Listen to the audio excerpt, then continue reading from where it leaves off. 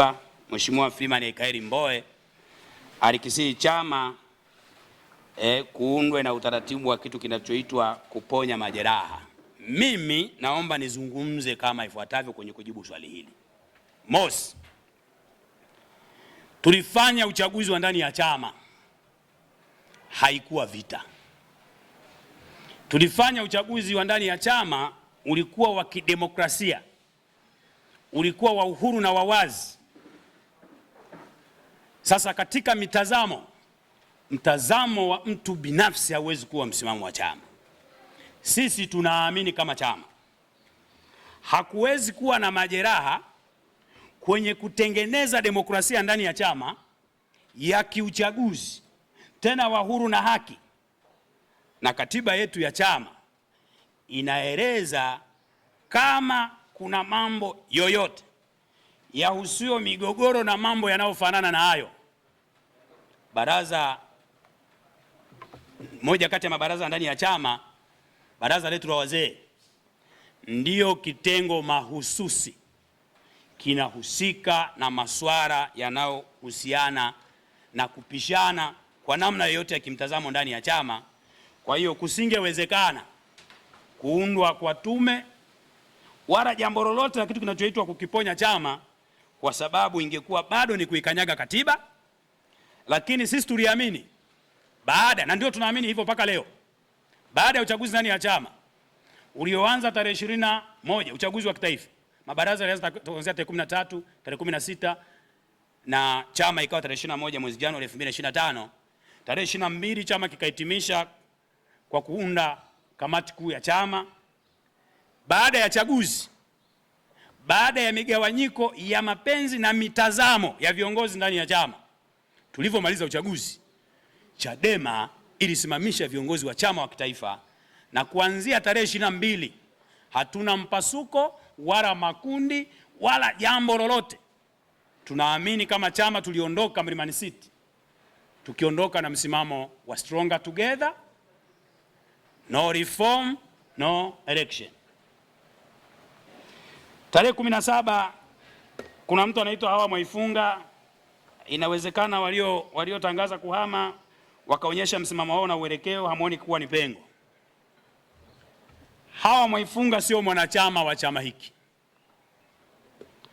wapambe wake wote sio wanachama wa chama hiki, na tangu Hawa Mwaifunga akome kuwa mwanachama wa chama hiki, Chadema imeimarika kuliko alivyokuwepo.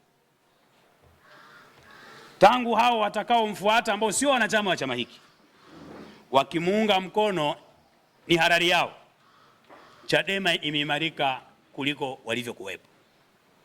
Kwa hiyo hakuna jambo lolote tunalitarajia tarehe 17 kwa Hawa Mwaifunga, kwa sababu tunajua ni utaratibu wa aina ile ile unaojirudia katika utaratibu ule ule.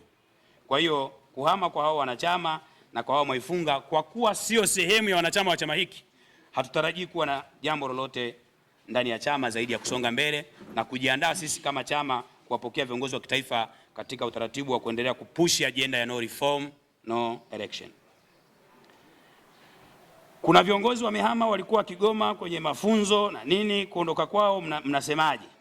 Tumezungumza kwa hatua ya sasa, viongozi waliohama, waliokuwa kwenye mafunzo, na kwa kuwa walihama tukiwa tunajua taratibu za chama zilikuwa zinafuatilia utaratibu wa namna ya kuwaondoa, na nimesema ni kwa bahati mbaya sana, sio kila jambo ukifanya kama familia ulitoa hadharani. Hao wameondoka kama wanachama. Aliyekuwa makamu mwenyekiti wa mkoa ambao ulikuwa kwenye mafunzo wameondoka, wala hatutarajii na hatuoni kuwa na damage yoyote.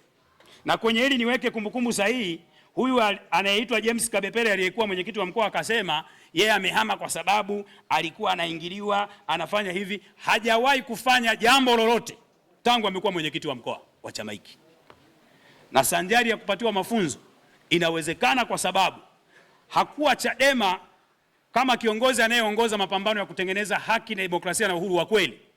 Mafunzo ya Chadema yanakifanya chama hiki na viongozi kuwa wenye imani madhubuti na chama hiki, wenye uzalendo wa taifa lao na kuipigania haki mpaka mwisho wa tone la damu yao. Yeye kashindwa kwa sababu ni moja kati ya kundi ya waliozoea kula vya kunyongwa, vya kuchinja, hawezi kusubutu. Huyo hana madhara, na hana madhara kabisa kabisa, hata wanakompokea hana impact yoyote. Je, mnajua watu hao ni kina nani? Kwamba tumezungumza hapa, ninarudia kusema, aliyekuwa katibu wa chama hiki hapa alitafuta magenge ya walevi akawa introduce kwamba ni viongozi wa chama hiki. Nimewaambia kwa uzoefu wangu kama katibu mstaafu, Tabora ina kata 29, viongozi wote kwenye hizo kata wapo. Kwa bahati nzuri nimesema atawasalimia kiongozi mmoja wapo ambaye ni mjumbe wa kamati ya utendaji ya chama ya wilaya, na atawapitisha kidogo kuona utimamu na uimara wa chama chetu kwa manispaa jinsi ulivyo. Kwa hiyo hao watu kujua ni kina nani, tunawatambua kama walio nyuma ya wapumbavu 55 ambao wamehasi chama. Nadhani maswali yako yatakuwa yamejibiwa yote. Yuko mwingine mwenye swali ili